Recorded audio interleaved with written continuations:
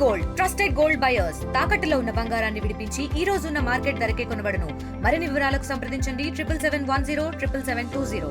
ఇటీవల కాలంలో 42% రిజర్వేషన్ల పైన హైకోర్టు స్టే విధించడం, అదేవిధంగా సుప్రీంకోర్టు హైకోర్టు తీర్పును సమర్థించడం విషయంలో ప్రస్తుతం మన మాజీ మంత్రి శ్రీనివాస్ గౌడ్ గారు ఉన్నారు. వారితో మాట్లాడదాం. మొన్న కోర్టు స్టే ఇచ్చింది, దానిపైన ఎట్లా మాట్లాడతారు, ఏం చూస్తారు?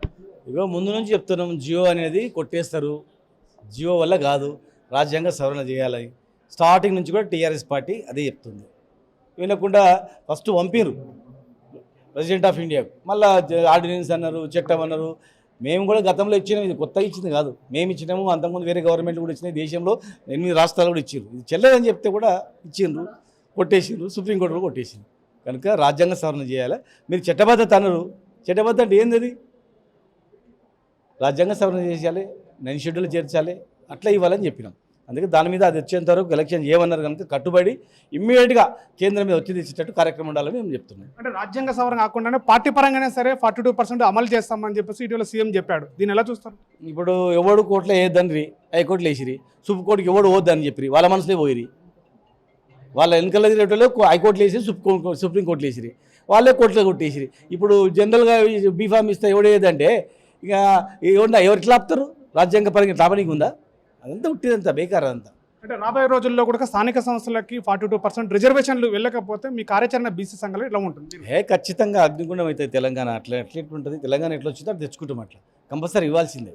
ఎందుకంటే చాలా చిన్న చిన్న కులాలు, సర్పంచ్ కాని కులాలు ఉన్నాయి, ఎంపీటీసీ కాని కులాలు ఉన్నాయి, ఇప్పుడు ఏదో జెడ్పీటీసీ కాని కులాలు ఉన్నాయి. అందరికీ అవకాశం దక్కాలి కదా. ఎమ్మెల్యేలు మంత్రి పదవులు అడగలేరు కదా. కనీసం ఇవన్నీ ఇవ్వకపోతే ఎట్లా? లేకపోతే అందరు గొడవ వస్తుంది. మేము ఓట్లు వేసినాక ఎమ్మెల్యే అవుతాడు, మంత్రి అవుతాడు, ముఖ్యమంత్రి అవుతాడు, మా ఓట్లతోనే మాకు గివుడు ఇయ్యరా అని కొట్లాటలు రావా? అసలు కేసులు వస్తుంది. అంటే మరోవైపు రాష్ట్ర బంధు పిలిపించింది, కాంగ్రెస్ కూడా దానికి మద్దతు తెలుపుతుంది. మీరు ఎలా చూస్తారు? చేయాల్సింది కాంగ్రెస్, బీజేపీ వాళ్ళ చేతిలో పెట్టుకొని వాళ్ళే మద్దతు అంటే ఎవరి మీద గొడవ చేస్తారనేది వాళ్ళకి మెత్తగా వదిలేస్తుంది. సో ఇది రాబోయే రోజుల్లో కూడా 42% రిజర్వేషన్లన్నీ కూడా పూర్తిగా అమలు చేయాలి. వాటి కోసం ఎంత దూరమైనా సరే టీఆర్ఎస్ పార్టీ నుంచి కూడా మేము ప్రయత్నం చేశాము. 42% రిజర్వేషన్లు స్థానిక సంస్థల ఎన్నికల్లో కూడా వెళ్ళేటువంటి ప్రయత్నం కూడా చేస్తామని చెప్పేసి కంపల్సరీగా చెప్పే ప్రయత్నం చేస్తుంది. ఈ నేపథ్యంలో కూడా 42% రిజర్వేషన్లు ఏవైతే స్థానిక సంస్థల ఎన్నికలకు సంబంధించిన విషయంలో కూడా పూర్తిగా రేపు ఇచ్చేటువంటి బంధుకైతే పూర్తిగా బీఆర్ఎస్ పార్టీ మద్దతు తెలుపుతుంది.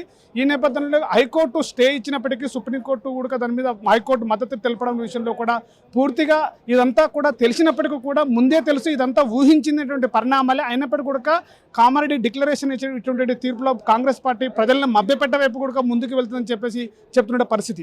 కెమెరా పర్సన్ నర్సింగ్తో శివాజీ, RTV, మహబూబ్ నగర్. తెలుగులో ఫాస్టెస్ట్ న్యూస్ ఇప్పుడు కొత్త అవతారంలో 5 సెకండ్లోనే పూర్తి వార్తా సమాచారం మీ చేతిలో.